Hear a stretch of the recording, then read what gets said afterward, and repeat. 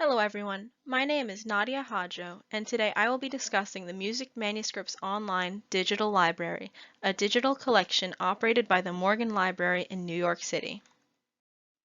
First, here is some information about the Morgan Library and Museum as a whole. They have many collections, including the Music Manuscripts Online collection, which can be found at the URL www.themorgan.org/music. The mission of the Morgan Library is to preserve, build, study, present, and interpret a collection of extraordinary quality in order to stimulate enjoyment, excite the imagination, advance learning, and nurture creativity. The collections at this library and museum are maintained to uphold the legacy of the founder of the Morgan Library, Pierpont Morgan. While this collection is open to all users with an internet connection or the ability to visit the physical location, it could be especially helpful for orchestra and band directors, music teachers or performers, and musical historians. Stakeholders in the library include the many donors of both money and acquisitions, the governmental funders of the library, which I will further detail in just a bit, the paying members of the library, and the staff and librarians of the library itself, as well as its board of trustees. Shown here is the Morgan Library's Board of Trustees. And here are the staff charged with the many facets of running the library. The Music Manuscripts Online collection is run by the Morgan Library and Museum, as mentioned earlier. It is funded in part by the National Endowment for the Humanities, the Institute for Museum and Library Services, and the National Historical Publications and Records Commission. It is also publicly funded by the New York City Department of Cultural Affairs and the New York State Council on the Arts. Acquisitions are collected and displayed by the librarians, as well as provided by private donors.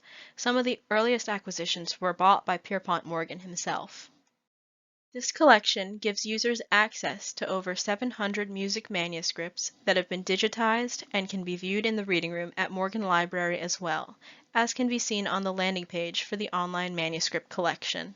Though there are no listed acquisition plans, the Diversity, Equality, Access, and Inclusion statement, which can be found under the About drop-down menu on the page About the Morgan, states that the Morgan is dedicated to ensuring their future acquisitions build toward a more inclusive and diverse collection. When examining the metadata of each manuscript, you have the option to do so in MARC formatting as well as record formatting. This is what the home page for this collection looks like. And this is the DEAI page that details the acquisition policy. This is the record view of a Bach manuscript in the collection.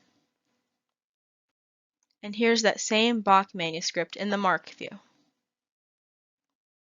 As stated before, this collection is open to all users. There are no paywalls or subscriptions necessary to view the collection in person or on this digital library.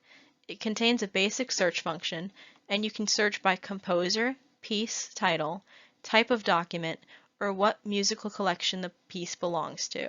If users have any questions, they can be asked via the Contact Us page, as well as reaching out to specific staff and librarians. This is what the search page looks like, and I've opened all the drop-down menus to show the different options you can use to filter your search. While there are many pages in which you can find the contact information of staff, here are the appropriate staff members to make inquiries about the Music Manuscripts Online collection in particular. Though there is no information regarding the physical aspects of running this digital library, it can be assumed that the servers and hardware necessary to keep this collection up are at the Morgan Library in New York City. The website itself is constructed using HTML and makes use of a database called Corsair, named after Pierpont Morgan's yacht. While this collection is appreciated by music aficionados, it does not seem to address any research and development problems, nor does it contain any security or quality of service provisions that are listed on the site.